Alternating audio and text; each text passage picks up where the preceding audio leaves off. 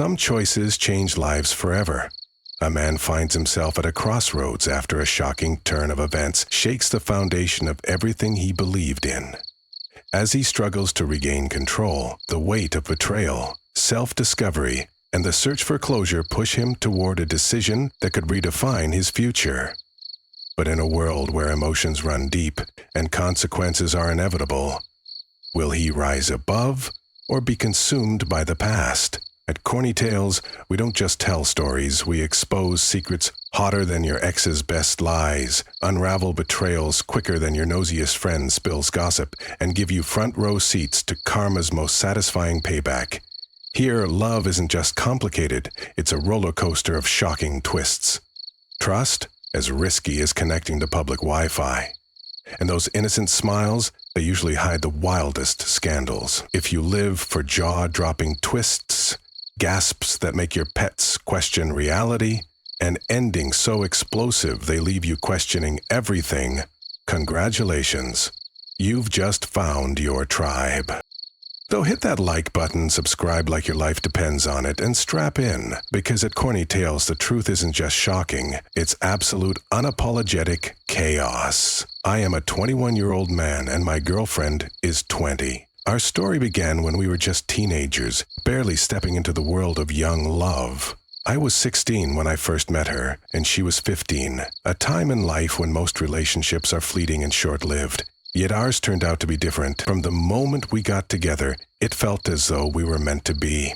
The connection between us was instant and undeniable, something that neither of us could ignore.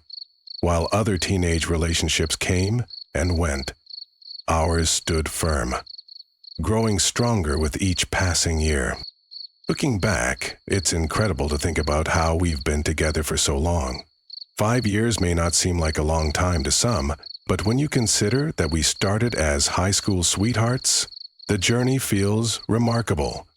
We were young, naive, and inexperienced when we first started dating, but somehow, we managed to navigate through the ups and downs of adolescence together. While many young couples drift apart due to personal growth and changing interests, we've found ways to grow together instead of growing apart. Our love has been unwavering, and we have remained inseparable ever since the day we officially became a couple.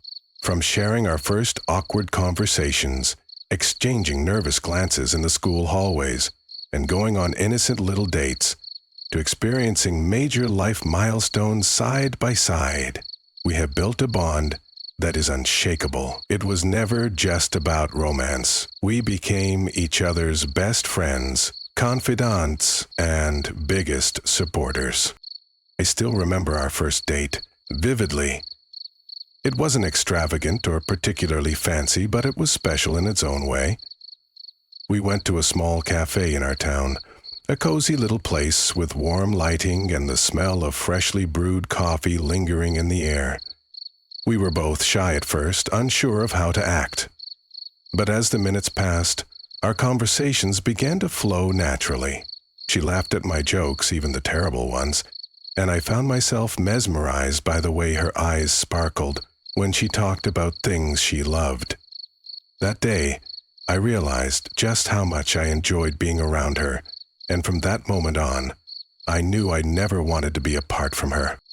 Throughout high school, we were each other's constant companions. We studied together, spent countless hours on the phone, and supported one another through every academic challenge and personal struggle.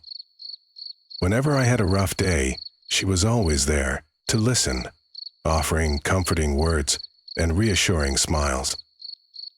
Likewise, whenever she felt overwhelmed, I did my best to be the shoulder she could lean on.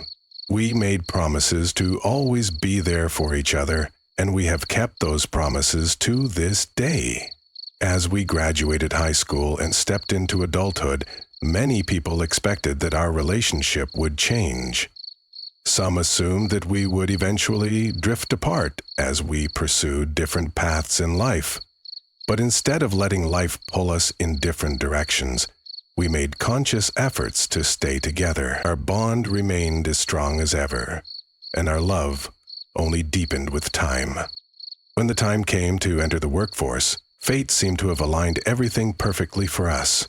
We both landed jobs at the same company, an opportunity that not only allowed us to be financially stable, but also gave us the chance to continue sharing our daily lives.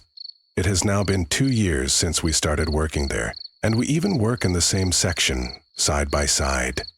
Many people find it challenging to work with their significant other, but for us, it has been nothing short of amazing.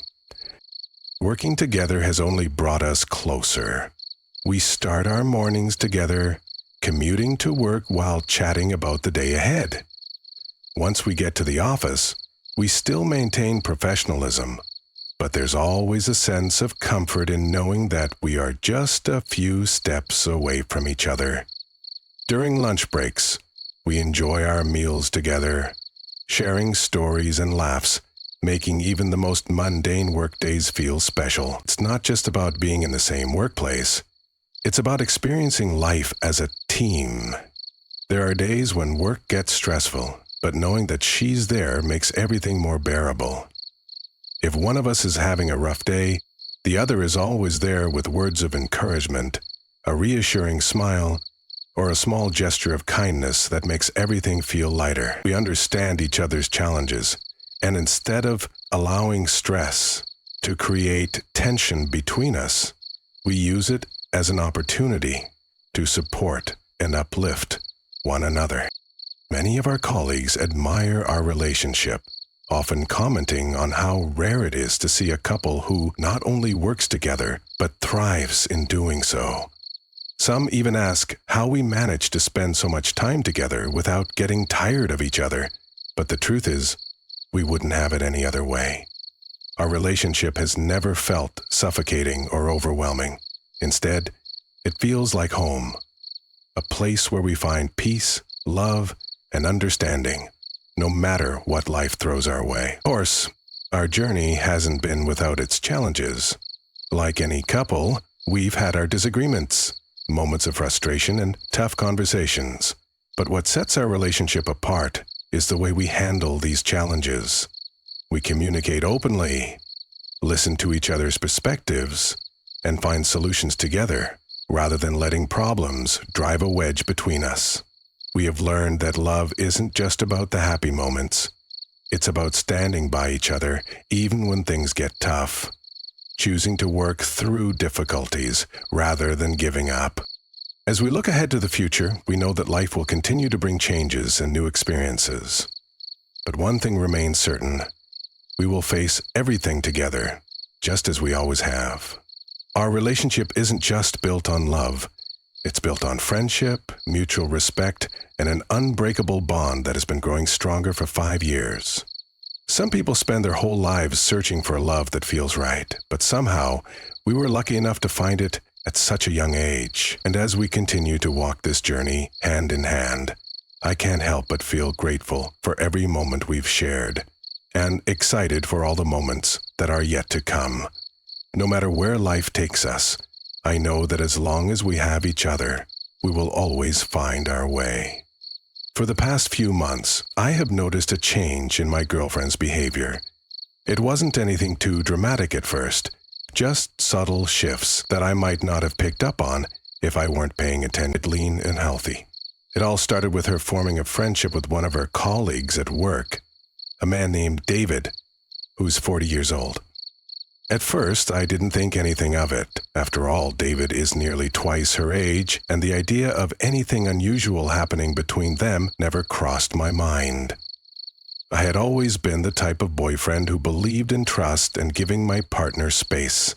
If she wanted to be friends with someone older, I saw no reason to be concerned. In fact, I even found it admirable in a way. David was a senior employee at our company, someone with years of experience and wisdom. I assumed he might be mentoring her in some way, perhaps offering guidance or professional advice. I knew my girlfriend was always eager to learn, and if she found value in spending time with him, I had no reason to interfere. The first signs of their growing closeness were small, things that could be easily brushed off. They started having longer conversations at work, often standing in the hallway or chatting near the break room while everyone else was busy. She would occasionally bring up things he said during our conversations, mentioning how insightful or funny he was. Again, none of this seemed alarming. It's natural to form connections at work, and we all have colleagues we enjoy talking to. Then something changed. One evening, as we were heading home from work, she mentioned that David had invited her to grab a coffee after their shift. It was a casual comment, but something about it made me pause. "Did he invite everyone, or just you?" I asked, trying to keep my tone light. "Oh, just me," she replied. "It's nothing serious, though. We were just talking about work, and he suggested we continued the conversation over coffee." I nodded, not wanting to seem controlling. I told myself that it was just a friendly outing. Maybe he saw her as a younger sister or a mentee. He was 40 after all, far removed from our age group, and probably not interested in anything beyond friendship. Still, something about it didn't sit right with me. The next few weeks followed a similar pattern. She and David seemed to be talking more and more, sharing inside jokes that I wasn't a part of. At first, I laughed it off when she brought up stories about him, but over time, I began to feel like an outsider looking in. Then came the moment that truly unsettled me. One Friday evening, a group of us from work were making plans to go out for drinks. It had become somewhat of a tradition, ending the work week by unwinding together. My girlfriend and I usually attended these outings as a couple, surrounded by our usual circle of friends. But that night, she hesitated. "I think I'll pass on drinks with the group tonight," she said, not meeting my eyes. "David and I were thinking of grabbing dinner instead." I blinked, caught off guard. "Just the two of you?" "Yeah, it's nothing weird. We just want to hang out for a bit, that's all." I tried to process her words, keeping my emotions in check. On the surface, there was nothing explicitly wrong with what she was saying. Friends went out to dinner all the time.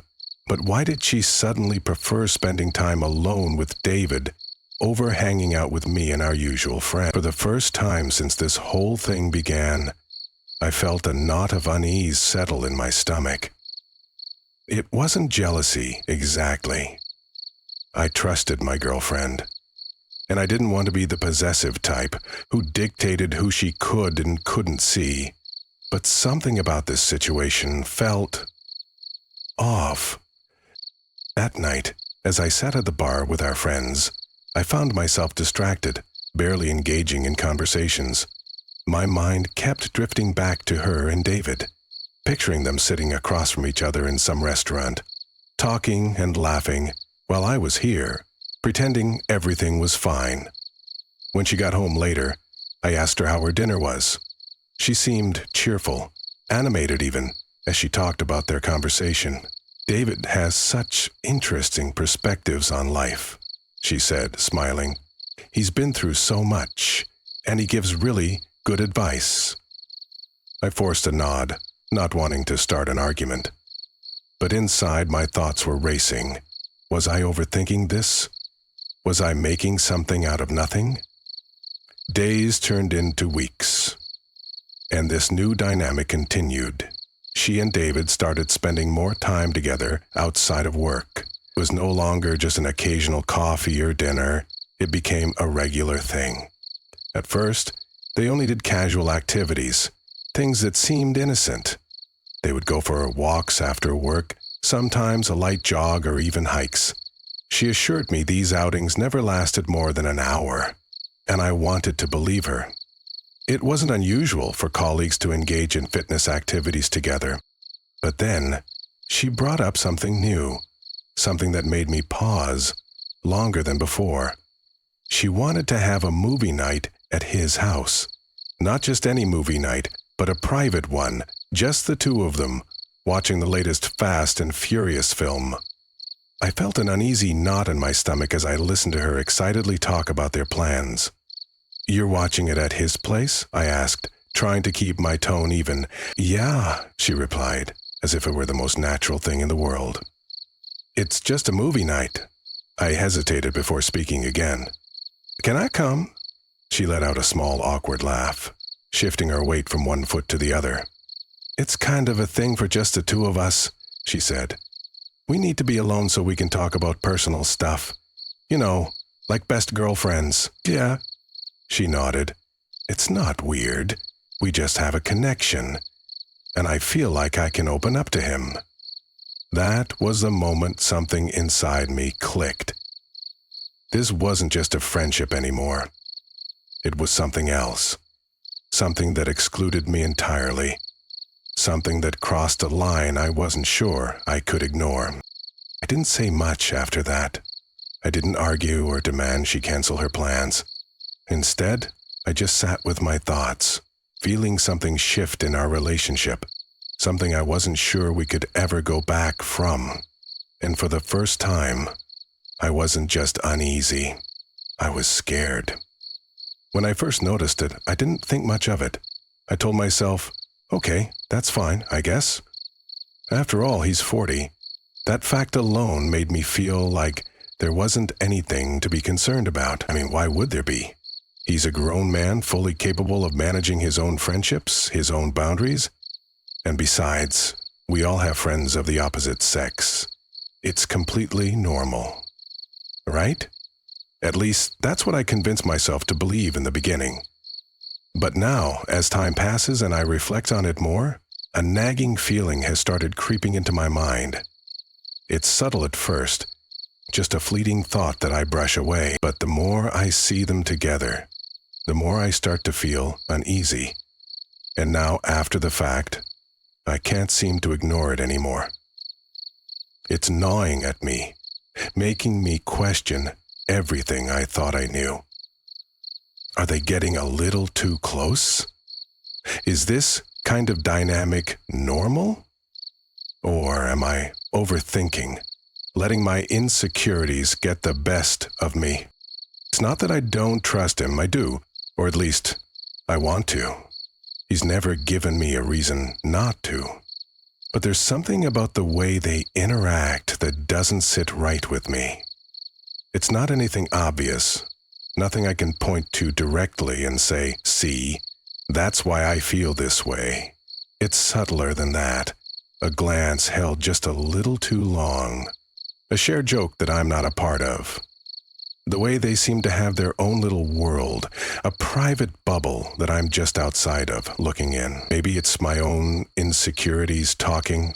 I know that I can be a little paranoid at times, a little too quick to assume the worst. And I don't want to be that person, the one who turns something innocent into something sinister. I don't want to be jealous or possessive. I want to be the kind of partner who is secure and confident, who trusts completely without question. But at the same time, I can't shake this feeling. I start replaying moments in my head, trying to analyze them, searching for answers that I know I'll never truly find. Like that one time, we were all out together, and she leaned in close to whisper something to him. It was probably nothing, a harmless comment, a joke. But then, he laughed in a way I hadn't seen in a while. Genuine, carefree, as if whatever she had said had struck a deep personal chord. And in that moment, I felt like I was on the outside, looking in. For the time we were at a gathering, and they naturally gravitated toward each other. It wasn't intentional, at least, I don't think it was.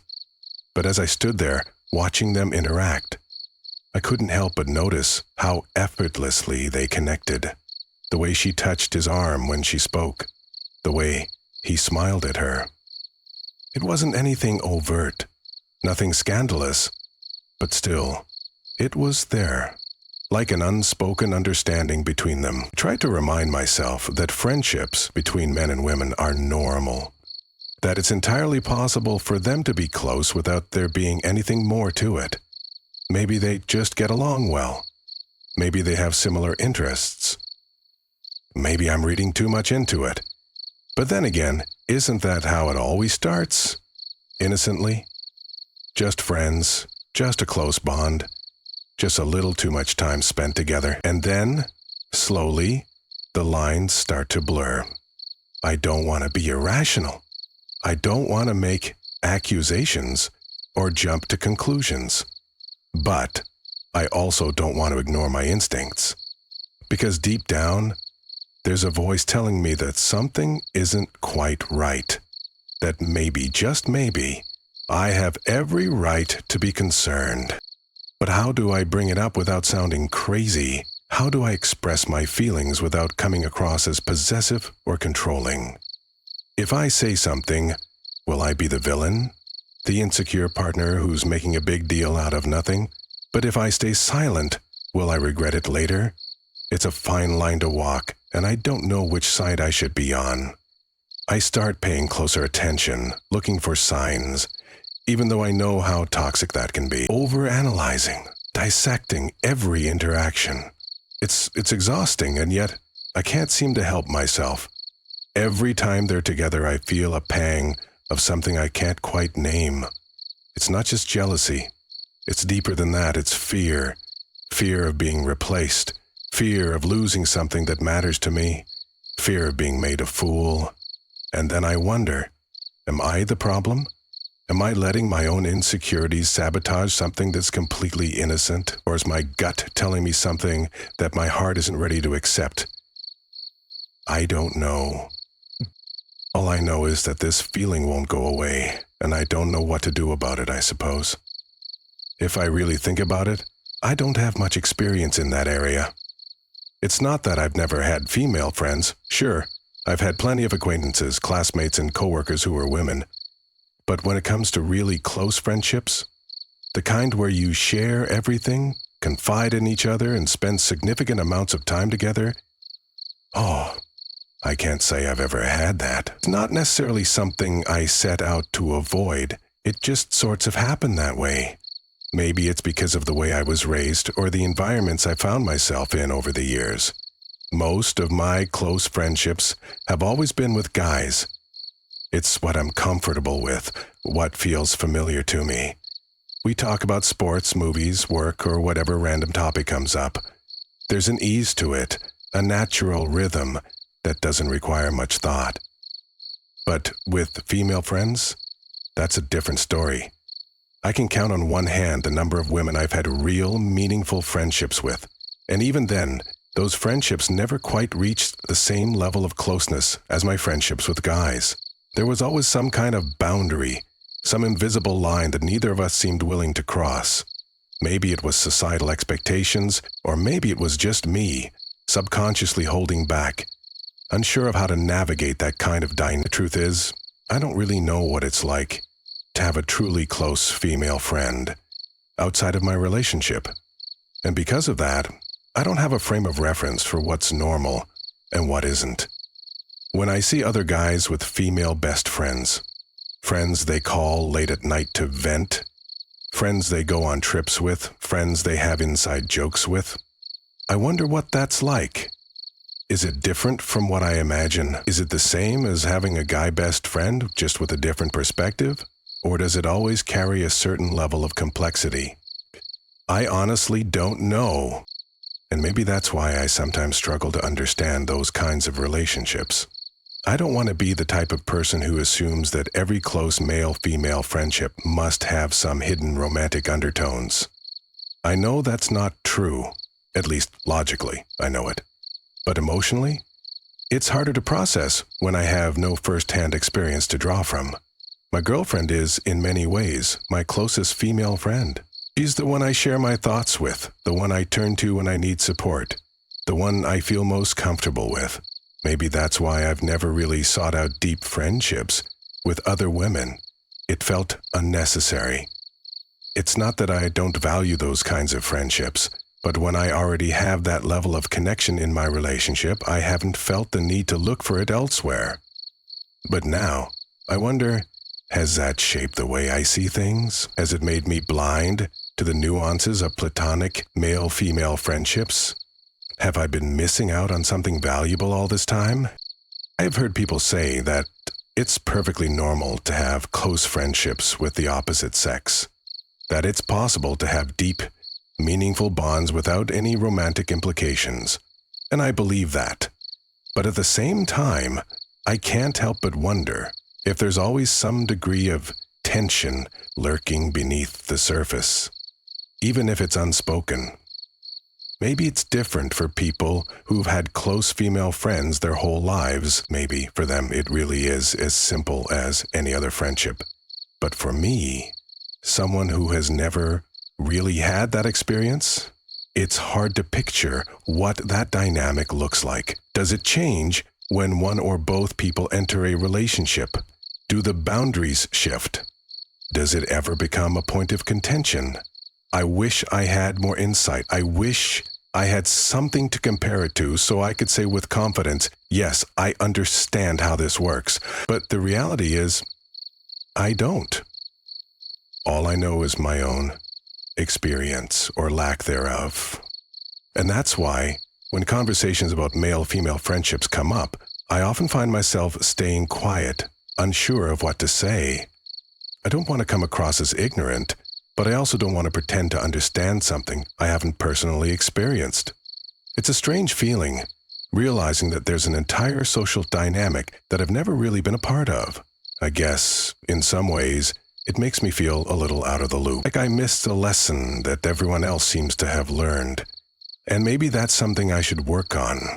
Maybe I should try to form deeper friendships with women, not just to understand, but because I might be missing out on something meaningful. Maybe I've been limiting myself without even realizing it. But for now, this is my reality. My girlfriend is the only woman I've ever been truly close to, and until that changes, I can only speculate about what it's like to have female friendships the way other people do. At first, when everything seemed fine, I couldn't help but wonder whether I had imagined the changes, the subtle differences in the way she looked at me, the way she spoke, the way her gestures seemed just a little more distant than they used to be. But it was only fleeting thoughts, easily pushed aside by the rush of moments spent together, those familiar and comforting exchanges that had once made our connection feel so effortless. And yet, in this moment, as I sit back and observe her from across the room, it becomes increasingly clear. She's acting just like normal, loving, caring, kind, and affectionate, much like the girl I had fallen in love with all those months ago. The girl whose laugh could brighten the darkest of days, whose touch had once felt like a promise of warmth and support. It's as if no time has passed, as if nothing has changed. There's a softness in her eyes as she smiles at me, a familiarity in the way her hand brushes against mine. And in the way she speaks, the words seem effortless, flowing naturally between us. I can almost feel the rush of nostalgia flooding through me. It's strange, really, how she can be so present, so genuinely affectionate, yet there's a subtle undercurrent of something that I can't quite put my finger on. A slight tension, a hidden layer of emotion that I'm too scared to confront. Perhaps it's just me being overly analytical, always searching for meaning in every interaction, every word spoken. But no matter how hard I try to ignore it, there's this nagging feeling in the back of my mind, one that tells me something is different.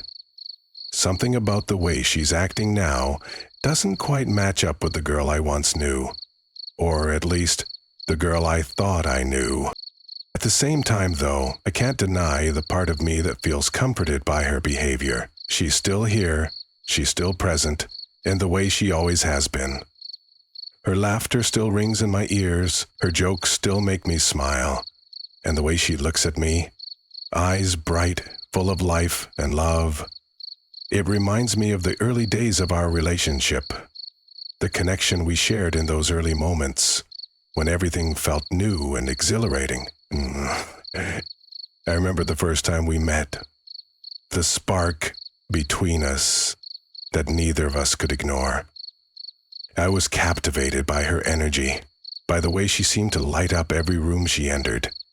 She had this magnetic presence, one that drew people in, made them feel important, made them feel seen. And I was no exception. In those days, it was easy to forget the world around us. We would spend hours talking, laughing, sharing stories about our lives, our dreams, our fears.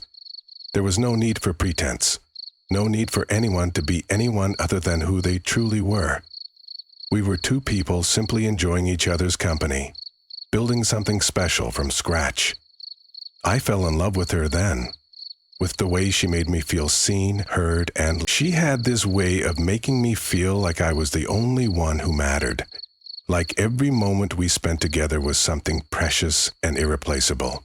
And now sitting here and watching her as she acts just like normal, loving, caring, and overall like the girl I fell in love with, it's hard to ignore how much I miss those early days, how much I miss the sense of simplicity and purity we once had, before life complicated things, before the doubts crept in, before the unanswered questions lingered in the air between us.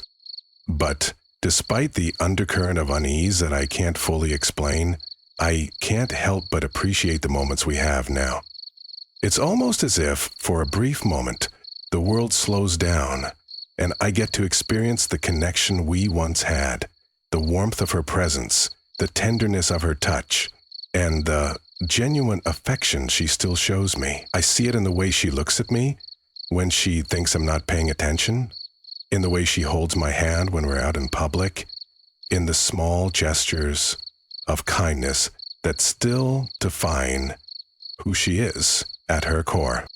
She's always been like this, attentive, thoughtful, and full of love. There were times when her care felt overwhelming, like she was giving so much of herself, so much of her heart, that it left me wondering how I could ever match her level of devotion.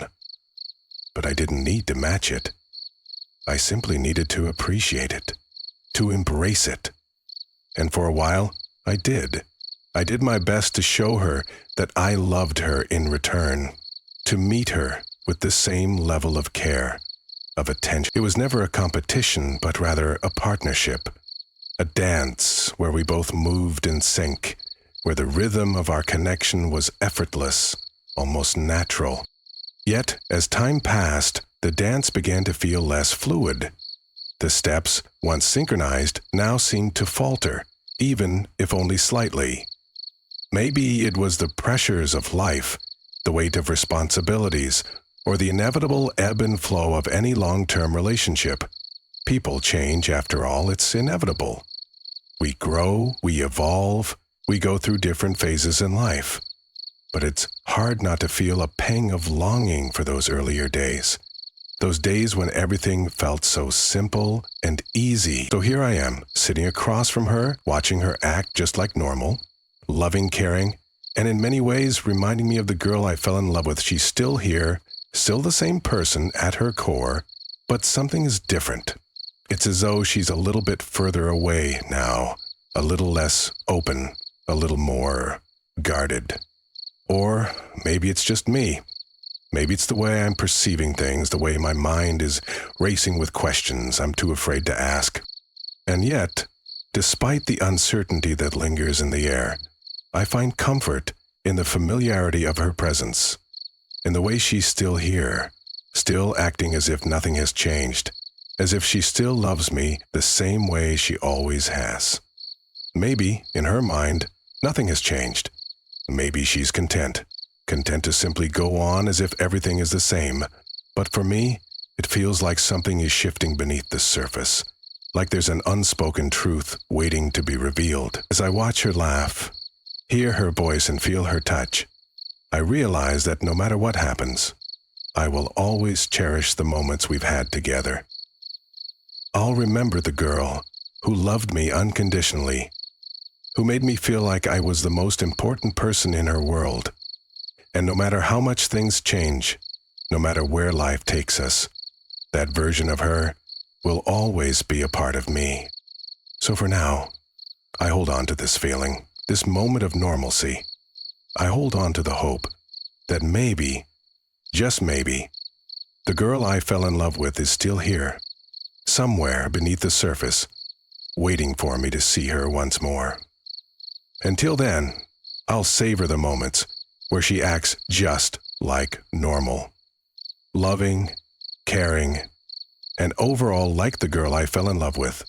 I'll admit, what I'm about to say may come across as a bit arrogant, and maybe even a little self-indulgent. I'm fully aware of the potential judgment that can arise from this, but if you'll allow me a moment of self-reflection, I think it's important to paint a clear picture of who I am, especially as it helps explain the way I view my surroundings and the people in my life. So, if I may, let me indulge myself just a little. I'm 6'4", which isn't exactly a height you can ignore. It's not just about the number though, it's the way it makes me feel. Taller than most people I encounter, which often comes with its own set of assumptions, advantages, and even challenges. When you stand above the crowd, you're often seen as a leader, or at least someone who commands attention without even trying. And, like it or not, that presence can sometimes lead to expectations of confidence, authority, or even physical prowess. But it doesn't define me completely, of course. I'm also blonde, and I suppose that's something worth mentioning, though it's not something I pay too much attention to. It's just hair, after all. Still, people tend to make certain associations with appearance, whether it's the color of your hair, the build of your body, or the way you carry yourself. For whatever reason, people expect blondes to be a little more carefree, maybe even a little more breezy in personality, I guess. And sure, maybe I fit that stereotype in some ways, but I like to think there's more to me than just a hair color. As for fitness, I've been going to the gym for 5 years now, and it's not just a hobby or a phase. It's something that's become ingrained in my daily life, part of my routine, almost like second nature at this point. It's become a source of personal pride and discipline, a commitment to maintaining my health and well-being. There's something empowering about pushing yourself physically, about watching your body transform, gaining strength and endurance as you go. It's not just about looking good. It's about feeling strong, capable, and confident in your own skin. I also have a passion for cooking, and I know that might seem a little surprising for some. Maybe it's the contrast between the image of a gym goer and the act of cooking, but for me, there's something incredibly satisfying about preparing a meal from scratch. Cooking has always been a way to unwind, a way to express creativity, and most importantly, a way to share something with others. Whether it's a simple meal or a more elaborate dinner, there's joy in bringing people together around a table, sharing in good food and conversation. It's a way to show love and care, and for me it's often the little things like this that make life feel richer and more meaningful. Traveling is another passion of mine. I've been fortunate enough to visit a few different countries, experiencing new cultures, tasting new foods, and meeting people from all walks of life. There's something truly eye-opening about stepping outside of your comfort zone and immersing yourself in a completely different world. It changes the way you see things, shifts your perspective, and makes you appreciate the beauty of diversity. Every trip has taught me something, whether it's about myself or the world around me. I crave new experiences and the stories that come with them. Travel, for me, isn't just about seeing the sights. It's about learning, growing, and making memories that will stay with me forever. And then, of course, there's the time I spend with my friends and family. They're incredibly important to me, and I make it a point to spend as much quality time as I can with them. Whether it's a casual hangout, a weekend getaway, or just a simple dinner together, these relationships are the foundation of my life. I'm lucky to have a solid group of friends who have been there for me through thick and thin, and a family who has supported me in all of my endeavors. The connections I have with the people closest to me bring a sense of balance and joy to my life that I simply can't imagine living without. Now, I know that might sound a little like bragging, but I promise, that's not my intention. I'm simply giving you the facts. describing who I am, the life I lead, and the things that define me. I think it's important to have a clear understanding of oneself before you can truly understand the people around you. And when I look at the person I'm comparing myself to, it's not with any sense of superiority or malice. I'm simply observing the differences between us and acknowledging the contrasts that exist. He stands at 5'8", which is admittedly shorter than I am. But again, height isn't everything. It's just one of those physical differences that stand out, especially when you're as tall as I am. I'm sure he doesn't think about it all that much. Height, after all, doesn't define a person, and it's not something that should make anyone feel inferior. But there's something about the way people perceive others based on physical traits, like height, that can create an underlying sense of difference, even if it's never explicitly addressed. He's bald, something that I'm sure he's probably self-conscious about, though I don't bring it up because it's not something that should define his worth. We all have features we might not love, things we wish we could change about ourselves, but I don't think it's necessary to dwell on those details. It doesn't matter to me what he looks like on the outside, especially when the conversation is about who he is as a person. I'm sure to him it might feel like an obstacle or something that he has to navigate every day. But again, I'm not saying any of this to belittle him or make him feel lesser in any way. Physically, I wouldn't say he's fat, but he is definitely more on the out-of-shape side. It's clear that he hasn't put in the time or effort I have when it comes to fitness. But that's his choice, and it's not something I judge him for. People have different priorities in life, different focuses, and different interests. For him, it seems that his energy goes more toward other things, perhaps hobbies, work, or other pursuits that bring him fulfillment. It's not my place to say whether he should work out more or be more conscious of his health. He's a gamer. Specifically, he's into computer games. And I'll admit, I don't understand that world completely. To me, video games have always been a pastime, but I can see how they can become a passion, even a lifestyle. There's a whole culture around gaming, and I'm sure it gives him a sense of community and connection. But it's clear that this interest defines a large portion of his life. He doesn't have a huge social circle. In fact, he has only a handful of friends, and even at work, the number doesn't seem to increase much. It's not that I think there's anything wrong with that. People don't need a massive network of people to be happy. But I do wonder if his preference for solitude, his choice to invest in gaming rather than physical activities or social engagements, limits the opportunities he has to build more meaningful relationships. Again, I'm not saying this to belittle him in any way, but I think it's important to acknowledge the difference in lifestyles. He's chosen a path that is a bit more solitary, focused on virtual experiences rather than real-world connections. I don't see this as a judgment, simply an observation of who he is and what he values. It's a fact of life that we all make choices about how we spend our time and energy, and while our paths might look very different, I understand that those choices are his own. Ultimately, my intention is not to tear him down or diminish who he is. I'm simply trying to outline the differences between us and to provide a clearer picture of the contrast in how we live our lives.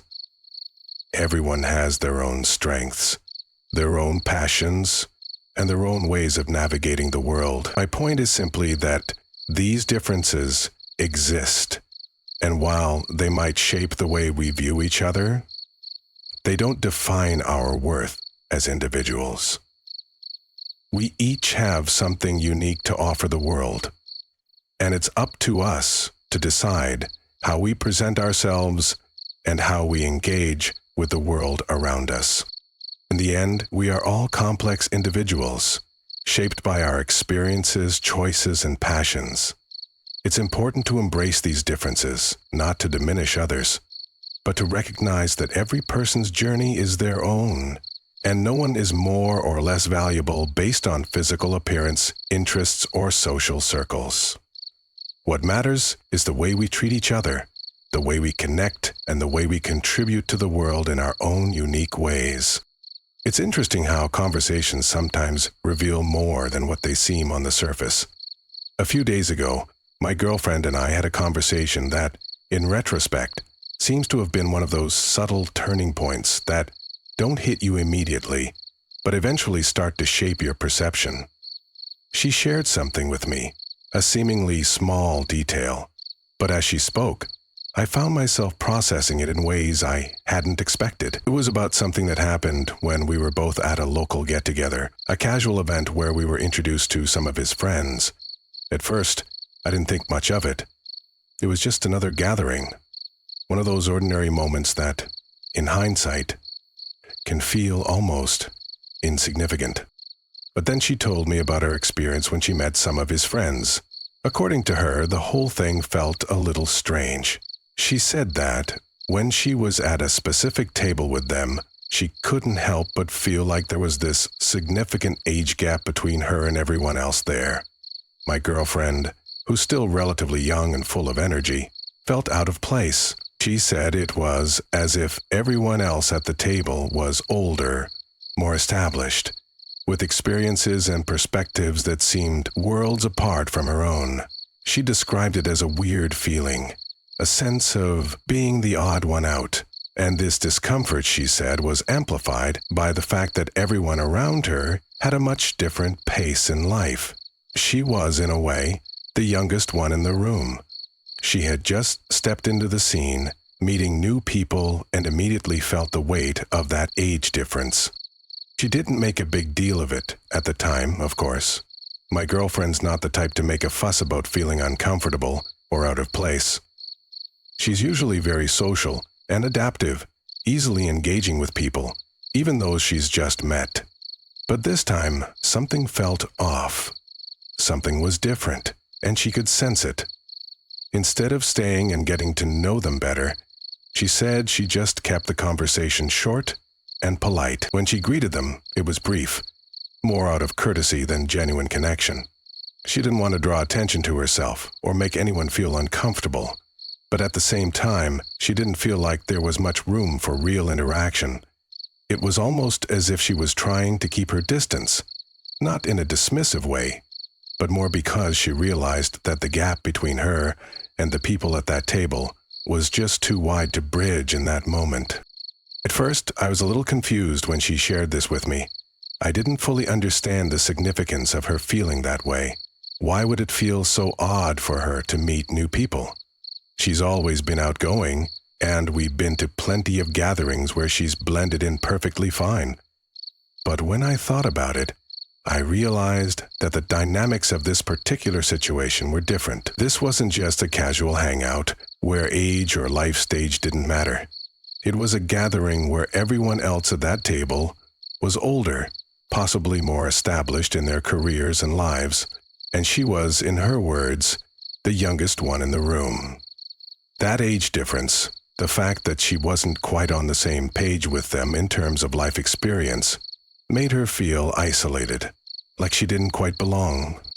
I can imagine how that would feel. The sensation of being surrounded by people who've lived through things that you haven't, of sitting at a table where conversations are taking place at a level that you haven't yet reached, is an uncomfortable position for anyone. My girlfriend is someone who thrives on connection, who loves to engage with others on a deeper level. She's not one to shy away from conversations, but being the youngest at the table, it's clear that she found it difficult to participate in a way that felt authentic to her. She didn't have the same frame of reference as the others, and that, I think, was what caused the unease. It wasn't just about age. It was about the different phases of life everyone else at the table was in, a phase that she had yet to experience, and perhaps a phase that she wasn't entirely ready to navigate just yet.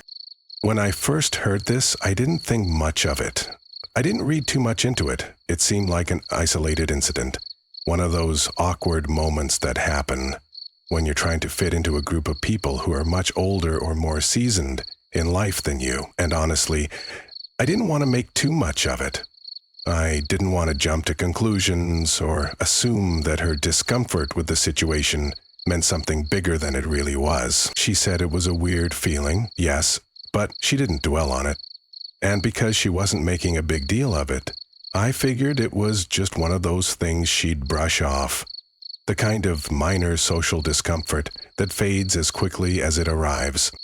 But as the conversation continued, I began to realize that maybe I had missed something in the way I was processing what she had shared with me. She wasn't just telling me about her discomfort at the table. She was sharing her feelings of being out of place, of realizing that there was a distinct separation between herself and the others at that table. It wasn't just the age difference, it was also the life stage difference. The fact that these people had already walked through experiences that my girlfriend had yet to face. And those experiences were shaping their conversations, their perspectives, and the way they interacted with one another. Now, I find myself looking back on the situation with more clarity. If you take everything she said about how she felt at that table, about the discomfort she experienced, and then combine that with everything that has happened between us recently, I begin to see a pattern. I start to understand the nuances of what she might have been feeling. It was more than just being the youngest in the room. It was about realizing that she didn't fully connect with the people she was meeting. And that disconnect made her pull back, made her keep things short, made her hold herself at a distance.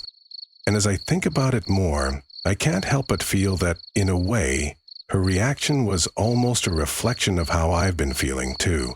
In some strange way, I realized that the unease she felt at that table mirrored my own feelings in different circumstances. I've had my own moments of social discomfort, of sitting in rooms full of people who are at different points in their lives, wondering if I fit in, wondering if I can keep up. So in a sense, her experience wasn't just hers, it was also a shared feeling, something that resonated with me on a deeper level. But more than anything, what strikes me now is how my mind has slowly been piecing things together. I've spent the last few days reflecting on what she said, on how she must have felt at that moment, and how everything fits together in a much larger picture than I originally gave it credit for. And when I put all of this together, I can't see any reason why I should have been suspicious earlier. When I look at it through the lens of everything that has transpired, I realize that her actions at that table were simply the result of the situation she found herself in. Not some hidden motive or cause for concern. She wasn't acting distant because she had something to hide. She was just uncomfortable in a situation that didn't align with where she was in her life. It's funny how sometimes we can look at a single moment and jump to conclusions, letting our minds fill in the gaps with assumptions. I could have easily turned her discomfort at that table into something larger, something more significant. But now I realize that wasn't the right approach. There was no need to be suspicious, no need to question her actions. She was just experiencing a moment of social awkwardness, of being in a room full of people who were older and had a different life experience than she did. And when I step back and look at the situation as a whole, I see that it was nothing more than a temporary feeling, a brief moment of discomfort that didn't define her or our relationship in any way. Today was a moment I didn't expect to experience. It was a day that started like any other, with the usual routine of us going about our lives, but it quickly turned into something that I'm still trying to process. She actually went through with it. I'm still grappling with how everything unfolded. Earlier today, we sat down together to really discuss how I was feeling about this whole situation. It was a conversation I'd been dreading for a while, but I knew it was necessary. You see, something had been bothering me for days, weeks even, and I had been holding it in, trying to make sense of my feelings. But after seeing how she was behaving and noticing the distance that had been growing between us, I couldn't stay quiet any longer. So we sat down to talk, and the weight of everything I was about to say felt overwhelming. I wasn't sure how to start, but I knew that I had to voice my discomfort, even if it meant facing some tough truths. The issue at hand was the fact that she had decided to go alone, without me, to visit him being someone I had a very hard time accepting. He's 40, much older than both of us, and I couldn't help but feel like this whole situation was strange, to say the least. It wasn't just about the age difference. It was the fact that she wanted to go to him alone. I tried to express my feelings in a way that made sense, but even as I was speaking, I could tell she wasn't hearing me the way I needed her to. There's something about the way she was handling it that made me feel like I wasn't even part of the equation. I explained to her how weird it felt to me that she'd be going to him alone. I mean, seriously, how could it not feel weird? After all, I had been with her for 5 years. 5 years of shared experiences, intimacy, and trust, and now, suddenly, she was going to be spending time alone with someone else, a man who was so much older and had a completely different place in her life. I had tried to be understanding at first, telling myself that maybe it wasn't as big of a deal as I was making it.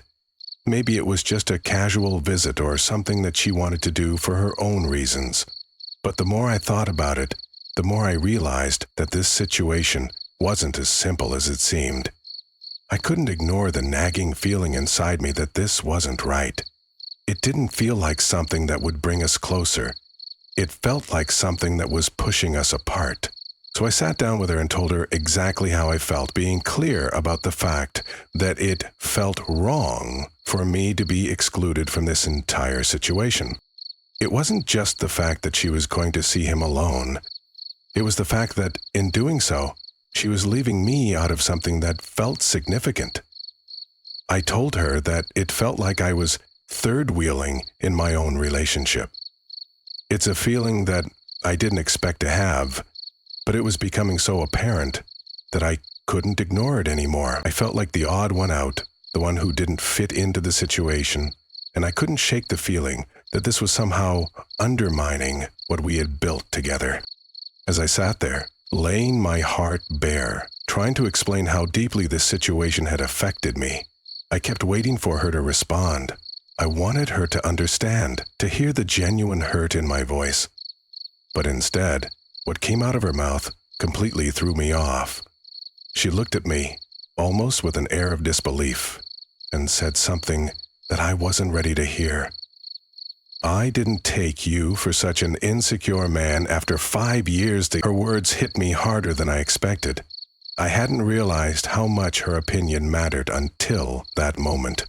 I hadn't anticipated how her reaction would make me feel.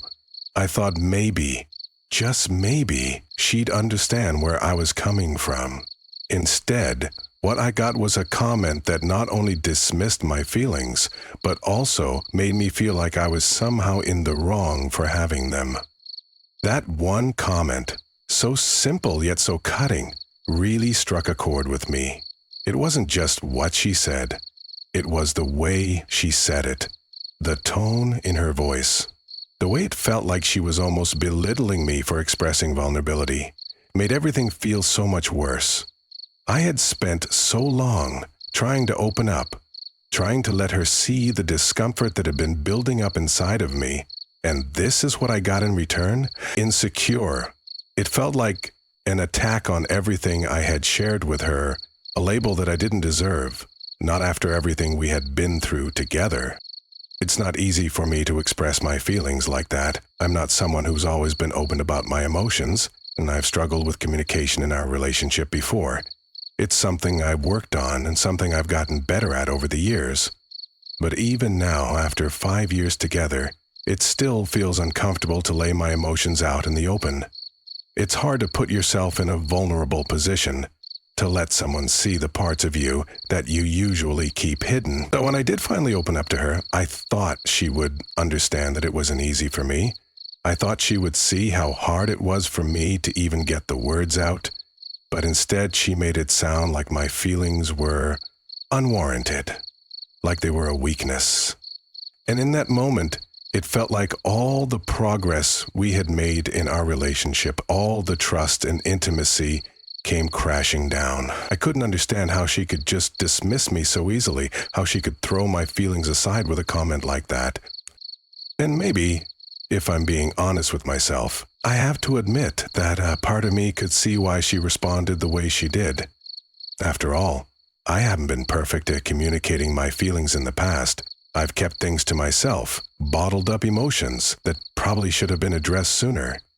So when I finally do express myself, maybe it's not the way she expects or wants me to communicate. Maybe, to her, it feels like an overreaction or a sign of insecurity that she didn't anticipate. But still, her response didn't make me feel any better.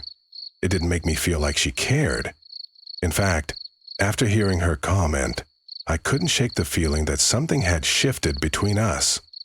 That one little remark made me realize something that I wasn't ready to admit. She didn't seem to care about my feelings anymore. It felt like all the years we had spent together, all the moments we had shared, had been reduced to a dismissive comment. She wasn't listening to me. She wasn't taking my concerns seriously. And, for the first time, I realized that maybe she wasn't as invested in this relationship as I had believed. It was a crushing realization. I sat there, in silence, trying to process everything that had just happened. Her words echoed in my mind, and no matter how hard I tried to shake them off, they wouldn't go away. Insecure man, that's what I was, in her eyes. Someone who couldn't handle the situation, someone who was overreacting, someone who didn't deserve her respect. And in that moment, I felt utterly alone. I started questioning everything.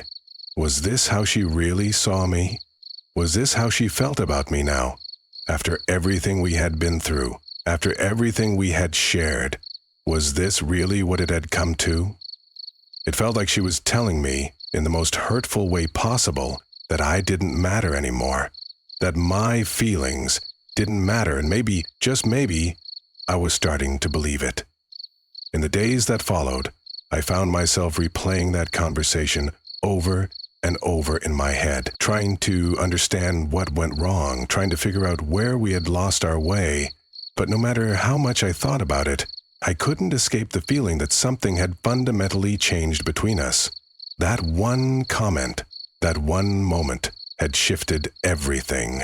And now, I'm left wondering if she cares about me at all, or if I've just been holding on to something that was never really there. The conversation, which had already been tense, took a sharp and painful turn that I didn't anticipate. It all seemed to spiral so quickly, like a snowball rolling down a hill, gaining momentum and force with each passing second. What had started as a simple conversation about my concerns turned into something far uglier, far more damaging than I had ever imagined. As soon as I said what was really on my mind, my fears, my doubts, and the deep sense of betrayal I felt, I knew the situation had shifted. It wasn't just about me trying to express how hurt I was anymore. It was about me accusing her of something I had never truly wanted to believe. I can still hear my own voice, laced with anger and confusion, as I accused her of cheating. It wasn't something I'd ever wanted to say, but in that moment, in the heat of everything, it just slipped out. I was upset, confused, and I couldn't keep it inside anymore. The words, even though I regretted them instantly, were already out there.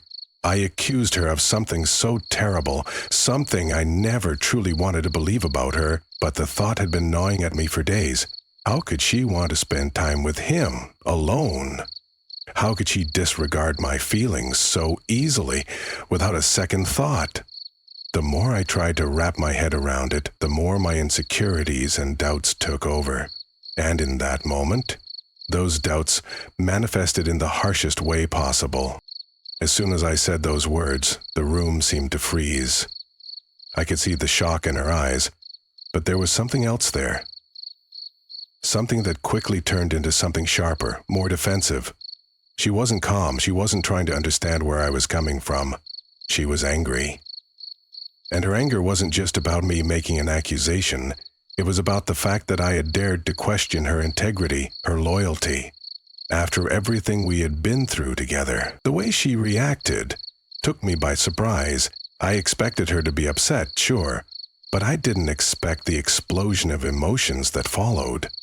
She started throwing a fit, her face reddening with fury. Her voice rose, and she demanded to know how I could accuse her of something so horrendous after everything we had shared over the last 5 years. Her words were harsh, her tone venomous, and it felt like she was lashing out, trying to defend herself against something she didn't even believe she was guilty of.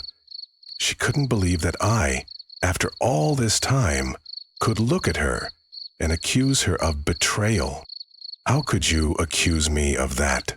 After 5 years together, how could you not trust me? She shouted, her words cutting through the air. It felt like a slap in the face, a reminder of how little I apparently meant to her in that moment. I had never wanted to accuse her of something so cruel, but in her eyes, that's exactly what I had done, and she wasn't holding back. She was furious. The raw emotion in her voice, the hurt mixed with anger, was something I wasn't prepared for. I'd expected an argument, but not like this. Not with her yelling at me like that, throwing everything I had said back in my face, as if my feelings meant nothing. The more she yelled, the more I felt the weight of the conversation pressing down on me. I felt like I couldn't breathe. The words she was throwing at me, accusing me of being insecure, accusing me of not trusting her, cut deeper than I ever thought they would. She wasn't hearing me. She wasn't trying to understand why I was upset. All she could focus on was how I had wronged her by questioning her, who she was, and who she was cutting out of her life.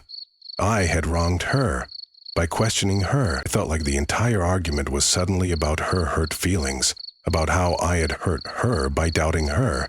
But what about me? What about how I felt? What about the doubt and fear I had been carrying around for days, weeks even, as I watched her slip further and further away from me, as she spent more time with him? I had tried to explain that I wasn't accusing her out of malice, that I wasn't trying to hurt her, but it felt like no matter what I said, it only made things worse. Every word I spoke seemed to fuel her anger more. It was like I was caught in this vicious cycle where I couldn't stop talking, but the more I tried to explain myself, the more she shut me out, the more she fired back with accusations of her own. The emotional weight of everything became too much for me to handle. It wasn't just the accusation that I had made. It was the fact that, in that moment, I realized that we were both so far apart emotionally. It wasn't just a disagreement anymore. It was a fundamental breakdown in communication. And no matter how hard I tried, it seemed like we couldn't connect anymore. My doubts, my fears, my insecurities, they all poured out in that one desperate accusation, and in return, I got a barrage of hurt and anger. It felt like she was defending herself from an attack that I didn't even mean to make, and in doing so, I was left with nothing but a deep, gnawing sense of emptiness. After about 20 minutes of this back and forth, of her shouting and me trying to make sense of everything, I felt completely broken. I couldn't take it anymore. I didn't know how to fix this. I didn't know how to undo the damage that had been done in those moments, and I felt like I was suffocating. The room felt smaller and smaller, the air thicker and harder to breathe, as everything between us seemed to shatter around me. It wasn't just the fight that was breaking me. It was the realization that we were no longer in sync. That the person I thought I knew, the person I thought I could trust, was slipping further and further away from me. And I didn't know how to get her back. In that moment, I made a decision. I couldn't stay there, not like this. I couldn't keep trying to talk to her when it felt like she wasn't even listening. when it felt like my feelings didn't matter. So, without saying a word, without waiting for her to respond or try to convince me otherwise, I just walked out. I didn't even look back. I didn't say anything. I just walked out because at that moment, I needed space. I needed to breathe. I didn't know where I was going or how long I'd be gone, but I needed to get away from the tension, from the emotional chaos that had taken over everything. I walked out into the streets, the cool air hitting my face, and I kept walking, trying to clear my head. I needed time to process everything, to make sense of what had just happened. It was like my mind was in overdrive, but it couldn't keep up with the emotional whirlwind I was experiencing. I needed distance. I needed quiet. I needed to escape for just a little while. I ended up walking for about 30 minutes. It wasn't much, but it was enough for me to at least get a moment of clarity. I walked aimlessly, trying to shake off the anger, the hurt, and the confusion that had taken over me. It wasn't that I was running away from the situation, it was more like I was trying to find some space to think, to reset my mind, before I could face what had just happened. When I walked back into the apartment after that 30-minute escape, I didn't know what to expect. The air between us had already been heavy with tension, but something about the way things had unfolded, the argument, the accusations, the hurt, left me feeling like I had no way of predicting how she would respond. I had spent the entire time walking around the city, trying to calm my mind, trying to convince myself that I wasn't overreacting, that my emotions were valid, but deep down, I knew that the conversation we had just had irrevocably changed something between us. We were no longer on the same page. We were no longer two people trying to understand each other's feelings. No, now we were just two people, caught in the middle of a mess of confusion, anger, and betrayal. When I opened the door, there she was, waiting. She wasn't frantic, she wasn't rushing, but she was standing there, almost as if she had been preparing herself for what was to come. The look in her eyes was a mixture of something hard to place, maybe confusion, maybe frustration, or maybe even sadness. Whatever it was, it immediately hit me in the chest. I wasn't sure if it was pity or something else, but the moment I saw her, I knew we weren't going to have a simple conversation. I knew that whatever was left unsaid between us had finally found its way to the surface. She didn't waste any time. The first thing she said to me, in a calm but intense voice, was a question that hit me like a ton of bricks. "Do you think I have cheated on you?" Her words didn't just hang in the air. They seemed to demand an answer, and when I heard them, my heart sank. I don't think I had fully processed everything until that moment. The weight of the accusation, my feelings of betrayal, and the overwhelming sense of confusion that had been building up inside me. All of it suddenly felt like it was crashing down on me at once. I didn't know what I expected her to say, but it definitely wasn't this. She had asked the question so plainly, so directly, as if expecting an honest response, and when it came down to it, that's exactly what I gave her. I didn't hold back. I didn't try to sugarcoat anything or pretend that I didn't feel the way I did. I knew that in that moment, I had to be truthful, even if it meant saying something that might destroy what was left of our relationship. So, without hesitation, I answered her question with brutal honesty. Yes, I really do. I watched her face as the words left my mouth, and it felt like I had just dropped a bombshell. Her eyes widened, and I could see her jaw tense. There was a moment of silence, a pause, where neither of us knew what to say. I could tell that she hadn't expected that response. But at the same time, it wasn't exactly a surprise to me. It was the truth that had been building up inside me for days, for weeks, and it felt like a weight had finally been lifted. But in the same breath, I also felt like I had just dug a hole too deep to climb out of. In hindsight, I think I might have done something stupid right after that. I had been feeling so overwhelmed by everything, the suspicion, the doubt, the hurt. that I didn't know how else to get my point across. I needed her to understand why I was feeling the way I was. I needed her to see that it wasn't just some random thought I'd come up with out of nowhere. It wasn't just me being paranoid. There was a reason for all of this, and it was a reason I didn't think she was acknowledging. So, in a moment of frustration, I did something that, looking back, I probably shouldn't have done. I reached for my phone, unlocked it, and pulled up my first post, the one I had shared with some of my online friends just days before, venting about the way I had been feeling.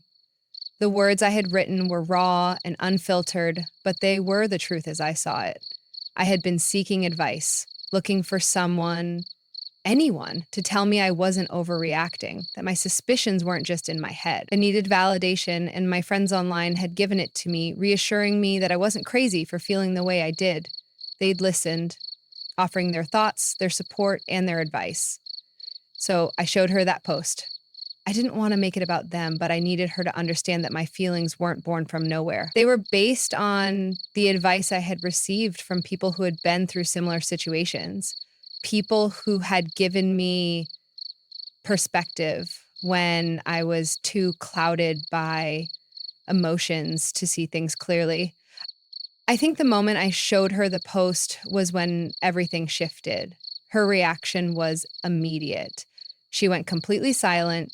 At first, I didn't know if it was a sign of guilt, shock, or something else entirely. It was as if the reality of the situation had hit her in a way that nothing else had. She stood there, her eyes glued to the screen of my phone, reading the words I had shared with my friends, digesting the thoughts I had so carefully laid out for everyone else to see. And for a moment, it seemed like she wasn't even aware of my presence, her focus solely on the post I had just shown her. She stood still, her face unreadable. It wasn't the angry, defensive response I had expected. It wasn't the frantic, emotional outburst that usually came when we fought. No, this time she was still. And that silence, it felt like the longest silence I had ever experienced. I didn't know what was running through her mind, but I felt a pang of guilt as I watched her read, knowing that by showing her that post, I had exposed something private, something vulnerable. And I wasn't sure if that was the right thing to do. After what felt like an eternity, she finally looked up from the phone. Her expression softened, but there was no relief in her eyes. Instead, there was something else, something I couldn't place. I think for the first time in the conversation, she understood. She understood why I had been feeling the way I did. She understood the hurt, the confusion, the sense of betrayal that had been gnawing at me for so long. It wasn't just about the situation with him. It was about how she had handled it all. It was about how I felt like I was being left behind in favor of someone else. I think she finally saw how deeply that had affected me. But then her response, her words suddenly cut through everything. It wasn't the apology I had been hoping for. It wasn't the reassurance I so desperately needed to hear. Instead, she said something that, to be honest, felt like a gut punch. I must go to the 40-year-old man. He is waiting for me to start the movie, she said, her voice flat. And I think we should have a small break from each other. Her words echoed in my mind, reverberating with the force of everything we had just discussed. It felt like a slap in the face. She wasn't acknowledging my feelings. She wasn't trying to comfort me or ease the pain I was in. Instead, she was telling me that she needed space, that she was going to be with him, and that we needed a break. A break. I don't even know why that hurt so much, but it did. It felt like everything had led to this moment where she was choosing him over me, where the distance between us was becoming too wide to bridge. A break. That was what she said. And in that moment, I felt completely defeated. I had hoped that we could talk through things, work through the issues together. But what she said made it clear that she had already made her decision. It was as if she was walking away without really walking away. And I was left there, standing in the aftermath, with nothing but the cold, empty feeling of betrayal and confusion. How could it have come to this? How had we gone from being so close, so in sync, to a point where she was asking for a break, to a point where the idea of her going to him felt like an open wound? I had no answers, no explanations. All I had was the ache in my chest, the quiet realization that everything was falling apart. She went. She actually went. After everything, after all the words we had exchanged, after the pain, the accusations, the feeling of betrayal hanging in the air like a thick cloud, she chose him. It wasn't just that she left to be with him, it was the fact that she went willingly.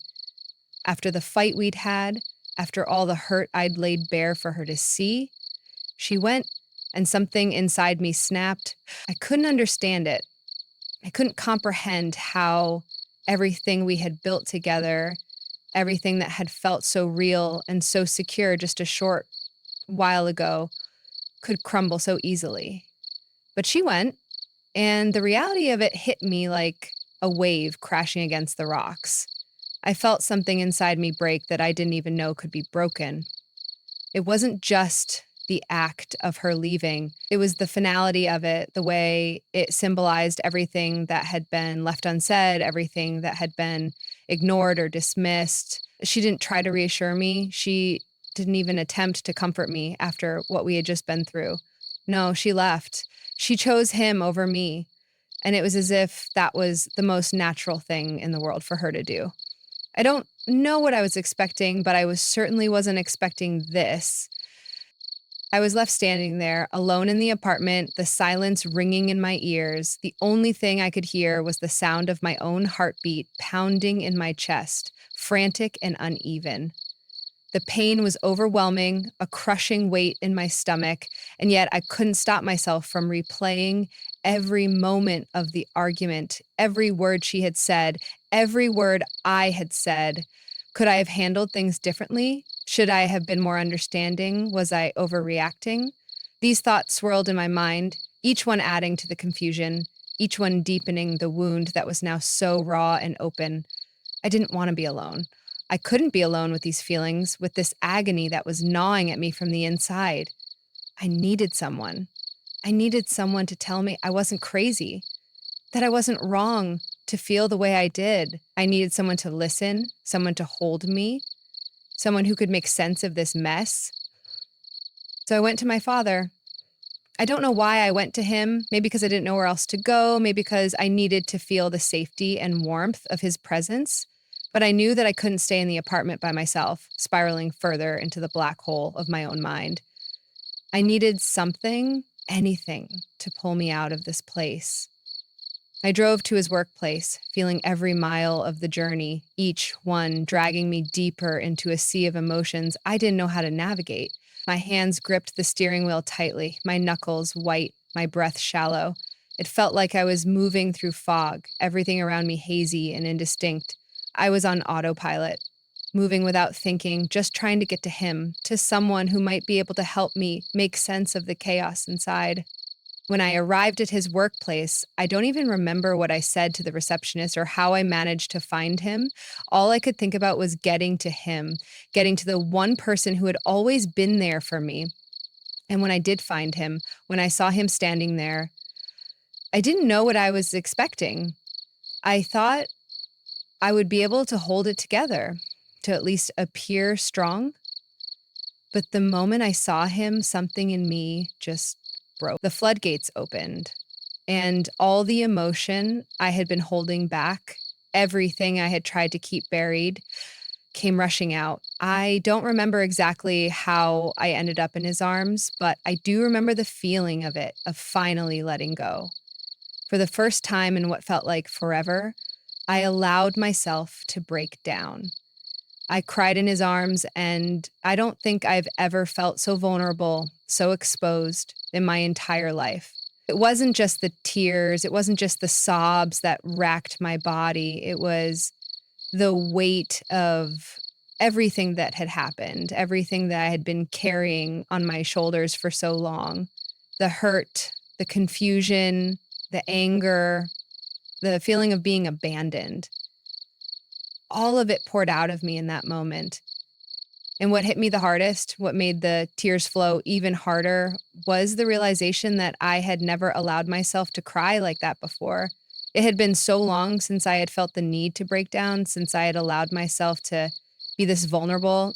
It had probably been 15 years, 15 years since I had allowed myself to cry in anyone's arms, to let myself feel that raw, unfiltered pain. I had gotten so used to keeping everything inside, to bottling up my emotions, to pretending like I had it all together. But in that moment, all of that fell away. In my father's arms, I didn't have to pretend anymore. I didn't have to be the strong one, the one who always had everything under control. I could just be broken, just be human. And for once, that was okay. I'm not sure how long I stood there, how long I allowed myself to feel that sense of release, that sense of being held and cared for. It felt like time had stopped, like the world had gone quiet, and all that existed was me and him. And in that space, I felt something shift inside me. I didn't have all the answers. I didn't know what was going to happen next. But for the first time in a long time, I felt like I wasn't alone in this. When I finally pulled away, when I finally managed to catch my breath, my father looked at me with a softness in his eyes that I hadn't seen in years. He didn't say much, but he didn't need to. His presence, his quiet support was enough. It was all I needed in that moment. He didn't judge me. He didn't try to fix me. He just let me be. And that was more than enough. But even as I stood there, still trying to steady my emotions, there was this nagging thought in the back of my mind, a question I couldn't shake. Why did it take all of this for me to finally let go? Why did it take the destruction of my relationship, the complete unraveling of everything I thought I knew, to finally allow myself to feel something real? To finally allow myself to grieve, to be vulnerable? I think a part of me had always believed that I had to be strong, that I had to handle everything on my own, that I couldn't let anyone see my weakness. And maybe that's why I had kept everything inside for so long. But in that moment, with my father, I realized that it's okay to let go. It's okay to cry. It's okay to ask for help. It's okay to lean on someone else when everything feels like it's falling apart. And in a strange way, that realization made me feel a little bit lighter, a little bit more like myself. After that moment, things didn't magically get better. The pain didn't just disappear, and the questions didn't stop swirling in my mind. But for the first time in a long time, I felt like I could breathe again. I felt like even in the midst of everything falling apart, I wasn't completely lost. I wasn't alone in this. As I left my father's work, I knew that things weren't going to be easy. I knew that the road ahead was going to be filled with uncertainty, with heartache, and with difficult decisions. But I also knew that I wasn't as broken as I had felt before. I had my father, and in that moment, that was enough. I'm home now, lying in bed, staring at the ceiling. The walls feel too close, the room too empty, yet somehow too suffocating at the same time. I've talked to my landlord. She was surprisingly understanding, more than I expected. I explained my situation in a vague, controlled voice, trying not to let my emotions spill over the phone. She told me I could remove my name from the lease whenever I wanted. And that's it, just like that. It felt too easy, too casual for something that's symbolizing the end of everything I've built here. I could be gone tomorrow if I wanted. I could pack up my things, walk away, and never look back. And yet, the thought of actually doing it, of leaving behind the space that had once been filled with love and comfort, now tainted by betrayal, makes my stomach turn. Because as much as I want to run, as much as I want to erase this entire chapter of my life, I still don't know where to go. I have no idea what comes next. And so here I am, in bed, feeling everything all at once and nothing at all. Empty, numb, sick, furious. It's a strange mix of emotions, all tangled together in a way that makes it impossible to focus on just one. My body is exhausted, my head is pounding, but my mind won't stop racing. Every thought, every memory, every moment of our fight replays in my head like a broken record. I try to push it away, but it keeps creeping back in. She went to him. After everything, she still chose him. No hesitation, no guilt, no remorse. She just left. I should have known. I should have seen it coming. I should have done something, anything, to prevent this from happening, but instead I let it unravel right in front of me, powerless to stop it. I went to my dad, seeking comfort, seeking answers, and for a brief moment I felt grounded. I felt like I wasn't completely lost. But now, back in this apartment, in this bed we used to share, I feel the weight of it all crashing down on me again. The silence is unbearable. Every object in this room feels like a reminder of what was, of what we had, of what is now completely destroyed. And I lost it. When I got back from my dad's, something inside me snapped. I couldn't hold it in anymore. The anger, the betrayal, the absolute helplessness. It all needed an outlet. I didn't even think, I just acted. I grabbed whatever was closest and threw it to the floor. A picture frame, a glass. I heard the sharp shatter, saw the pieces scatter across the ground. But it wasn't enough. It didn't make me feel better. It didn't erase the pain. And then my eyes landed on the networking cable in the wall. I knew what I was about to do before I even did it. It was petty, it was childish, but in that moment, I didn't care. She loved her blog. She was passionate about it, obsessed with keeping it running smoothly. It was her thing. And in my mind, if she was so eager to throw away everything we had, why should she get to keep the one thing she cared about without consequence? I grabbed a pair of scissors and cut the cable clean through. The snap of the wire felt satisfying, but the satisfaction only lasted a few seconds before reality set back in. This wasn't going to fix anything. It wasn't going to bring back what was lost. It wasn't going to make her regret her choices. It was just another desperate attempt to regain some sort of control over a situation that had already spiraled too far beyond my reach. And now I'm here, alone, in bed, staring at the ceiling again. Regretting it? Maybe. Maybe not. I don't even know anymore. What now? That's the question I can't escape. What the hell do I do now? I feel like I'm in limbo. The past few years of my life, everything I've invested, everything I've built, feels like it was for nothing. And now I have to somehow find a way to move forward, to pick up the pieces and figure out where to go from here. But the worst part, the absolute worst part, I have to see both of them on Monday. At work, there's no avoiding it, no escaping it. I have to walk into that office, sit through meetings, pretend like everything is normal while knowing that nothing is normal anymore. She'll be there, he'll be there, and I'll have to look at them, knowing what I know, knowing what she's done, knowing that I was never enough for her. How do I face that?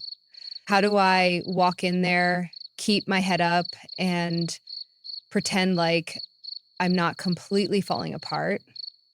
I don't want to be the guy who crumbles. I don't want to be the guy who lets this destroy him. But right now, that's exactly what's happening. It's eating away at me, consuming me from the inside out, and I don't know how to stop it. How do I come out on top of this? Because right now it feels like I've already lost. I'm home now, sitting in silence, staring at my hands. The first day back at work after everything that happened is over. I survived it, but it didn't feel like survival. It felt like a slow, agonizing replay of the worst weekend of my life. Every moment in that office was suffocating, every interaction a reminder of the wreckage I was walking through. This morning I woke up exhausted, feeling like I hadn't slept at all. Maybe I hadn't. The weight of everything sat heavy on my chest before I even opened my eyes. I laid there for a while, staring at the ceiling, trying to find a reason to get up, just one good reason. But the only thing pushing me out of bed was the fact that I had no choice. Life doesn't pause for heartbreak. The world keeps spinning, even when you feel like your entire existence has collapsed. So I got up, got dressed, went through the motions like a machine. By the time I arrived at work, my stomach was already twisted into knots. The office looked the same as always, people moving about, chatting, answering emails, filling their coffee cups like it was just another ordinary day. But for me, nothing felt ordinary anymore. And then I saw her. She was at her desk, typing away like nothing had happened. No hesitation, no remorse in her posture, just another day for her. It was surreal. Like I was the only one who had been affected, the only one who had crumbled under the weight of this disaster while she just continued. And then there was him. He wasn't far from her, looking just as comfortable, just as unaffected. I could feel the heat rising in my face, the anger boiling just beneath my skin. Did they even talk about what happened? Did she tell him how I felt? How much this had destroyed me? Did he know that while she was at his place, I was at my father's, breaking down in a way I hadn't in over a decade? I clenched my jaw and forced myself to move past them, to my own desk, to my own space. But the tension never left my body. The entire day felt like a slow, painful blur. I barely heard anything in the meetings. I could feel my coworkers looking at me, some with curiosity, others with concern. They could probably tell something was off. I wasn't my usual self. How could I be? Every second that passed felt like another reminder that I didn't belong here anymore, that I didn't want to be here anymore. Lunch break came, and I thought about escaping, just walking out and never coming back. But I knew that wasn't realistic. Instead, I sat at my desk, staring blankly at my screen, picking at the food I had no appetite for. She didn't come over, didn't try to talk to me. Neither did he. And that somehow made it worse. By the end of the day, I felt drained. My body ached from the tension of holding everything in, from trying to pretend like I was okay.